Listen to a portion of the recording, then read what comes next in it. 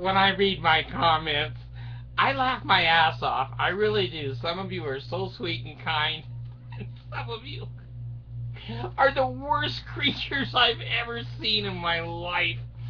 Anyway, this is Sir David the Bard coming to you from Kangaroo City out of Australia. And I want to thank you for tuning in. And I want to talk to you about the Boy Scouts of America. Now, when I was in the Mormon church, the Boy Scouts is a substitute for a young man's program. Now, the girls have personal progress reports and things that they do, and the boys all have to join Boy Scouts. Now, one Boy Scout suit does not fit all. The Bard goes, screw it, I'm not wearing a suit with badges and patches and arrow and a hat and look like a damn fool. That's just me. Now, I know a lot of you Mormons that are watching me go, well, he's an asshole. That's why he was never a scout. I was never an Eagle Scout. There's nothing eagle about me at all. I made it to a tenderfoot, but I never graduated from a tenderfoot. So anyway, I'm a tenderfoot scout. Well, here's my subject, okay? In scouting, as I remember, their saying is be prepared. And I guess that's a good statement for medical emergencies and food and water and other kinds of things. Be prepared. There's nothing wrong with that. Nothing at all wrong with being prepared. Here's what the hell is wrong. The Mormons, other than homosexually molesting these boys in tents, take them out in the middle of nowhere. Now, somehow, in somebody's mind, they believe that someday these scouts are going to need these skills. You know, it's like being an anvil salesman. You don't sell too many anvils these days. There's not a big market. Now, to take 12 to 18-year-old boys out in the woods, and like I said, other than molesting them, which the Mormons do constantly, they're giving them skills like making a campfire from wood, maybe not even matches, running from Smokey the damn bear that ate the kid over in Tippanoga's cave. I feel so bad that, you know, the little boy was pulled out. I don't know, he's 10 or 11 years old, but I think he was with his family. But he wasn't very prepared. The bear ate him. In Utah, we spend millions and millions of dollars sending helicopters up in the mountains to find scouts that aren't prepared. Now, what are you preparing a scout for? I've lived 66 years, and when I need to start a fire, I just turn on the stove.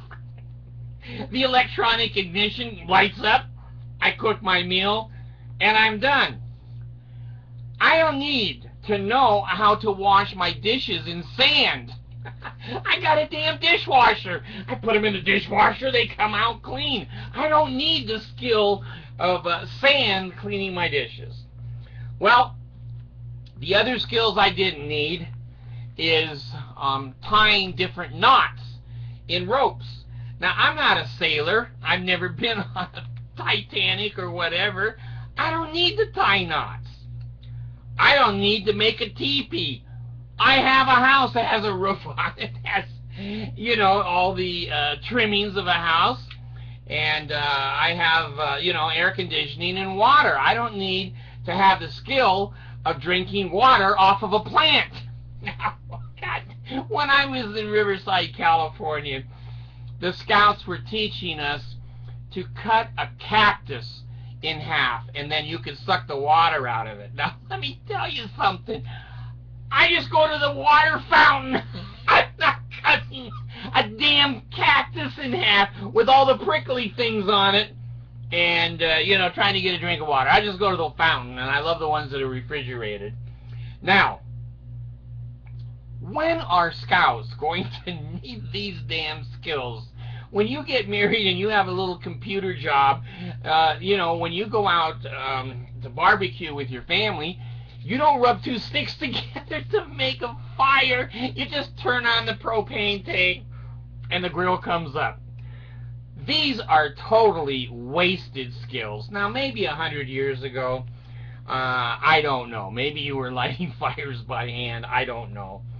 But when you take a group of young boys out in the wilderness and they fall off of cliffs, they fall in the river and drown, they are constantly being chased by snakes and bears, getting lost for days and days, and millions of dollars in helicopters and those rescue guys that jump out of the helicopter and pick these dumbass kids up off the side of the mountain. They should be executing their leaders. They should be executing their leaders. What full-grown man would endanger a child like that? But because it's Mormons and because it's the Boy Scouts of America, oh, it's okay. If you as a parent took your child out in the mountains and you were hiking and the child fell off the mountains, there's a good chance the child may go into foster care. They'll go, "You ain't a parent, you're stupid." Come on, come on. What skills do Boy Scouts need to have throughout their life? Wearing a uniform, saluting, pretending that they're a Native American Indian, making bows and arrows and teepees and rope courses. When's the last time I was on a rope course? 100 years ago. I don't need to be climbing through the trees. The closest thing I get to is a damn zip line. I'll go on a zip line, but I'm not gonna climb in the trees and tie certain knots. I'd hang myself. Hunting, the same way. Now, if I want beef, I go over to Smith's. I just say to the butcher, I say, "I'd like to have a steak tonight." If I want, you know, water, like I said, I go to my faucet now. I hate to tell you, I put a water purification system in. This house has just constantly had poor water. So it's bottled water everywhere, out of every faucet, every bathtub, and the toilet. You can drink out of my toilet. The water is 100% pure. I'm not suggesting that anybody does. I'm just giving an analogy. So anyway, let's get back to the Boy Scouts and how they're going to need these skills. I can't think of one damn skill. Now, maybe you can. Maybe you guys can, because I didn't go to Scouts. I just climbed out the window and chased the girls at the ward house. But anyway, I don't need any of those skills. I haven't missed any of those skills. And I haven't fallen off of any damn mountain. I used to love to do trail riding on my motorcycle. I take a gun with me and go up in the hills in Provo when I was a BYU student, and everything was open. There were no fences up there. You know, target shoot and practice and have fun. But God, I'm not going to get in a spot where I go off of a mountain and the rescue squad has to come and get me. So I don't think it's a good idea for the Mormons to take young boys into the wilderness. They love the wilderness because they can molest them there, and there's no telephones for 911. I don't need those skills. Maybe some of you do. Maybe some of you do need to make a teepee now and then. I don't. I need to make a pee-pee now and then, but not a teepee. Jesus.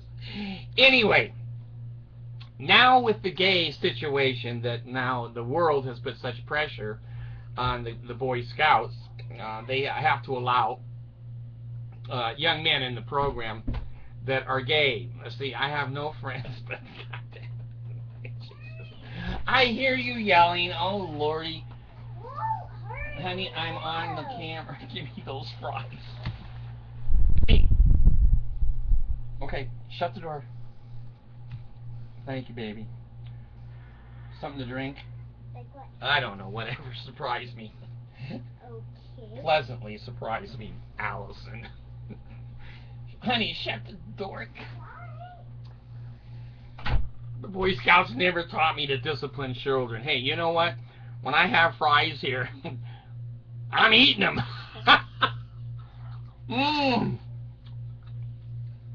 Those Filipino girls, always doing something for me. I love it. So anyway, if you need the skills in scouting, you're homeless. You're homeless. If you had a job and you get, money, you probably don't need any of those skills. They're a waste of time. So anyway, I love the Boy Scouts.